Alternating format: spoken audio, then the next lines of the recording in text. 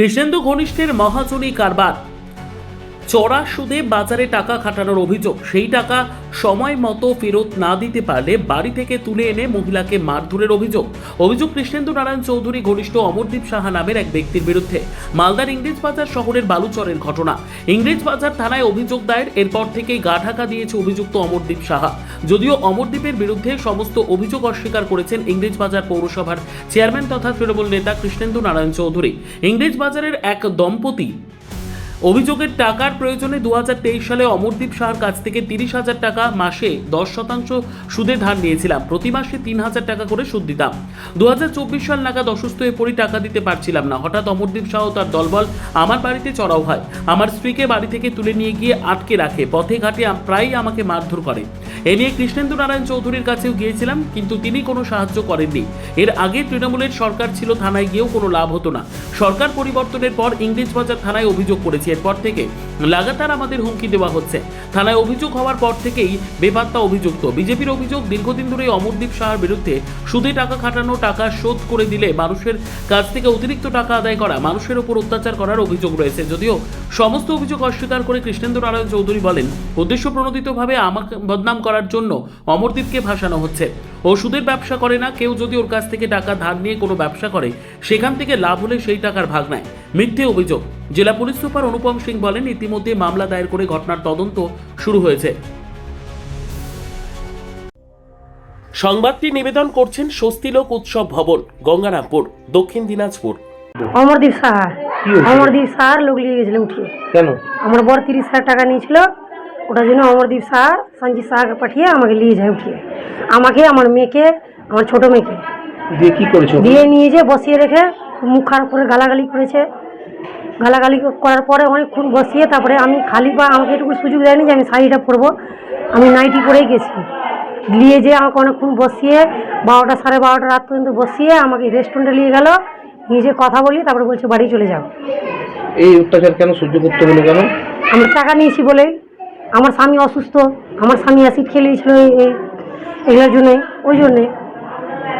এখন কত টাকা চাইছে ফেরত ওরা? ওরা এখন কত টাকা চাইছে? আমাকে 30,000 টাকা হবে। আমি অনেক টাকায় দিয়েছি। আমি অবলে ডবল টাকা, আমি না করে 3-3.5 লাখ টাকা দিয়ে দিয়েছি। তাও বলছে টাকা পাওয়া যাবে। এখন কিভাবে টাকা দিবেন? আমি এখন কোনো টাকা দিব না। থানায় করেছেন অভিযোগ? হ্যাঁ, আমি অভিযোগ করেছি। আমি একটা টাকা দিতে পারবো না।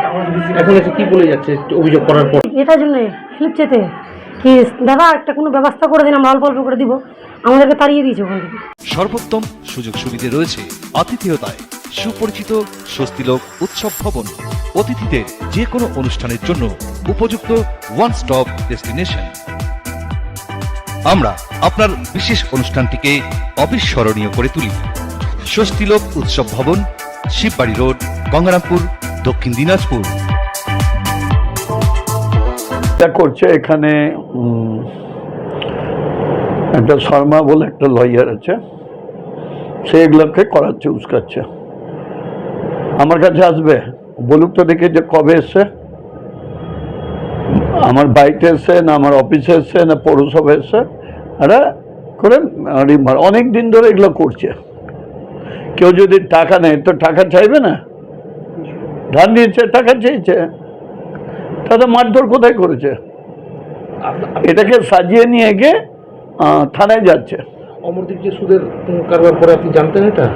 অমরদীপ সুদের বিজনেস করে না। অমরদীপ লোককে টাকা দেয় বিজনেসের শেয়ারের, যেটুকু আমি দেখেছি।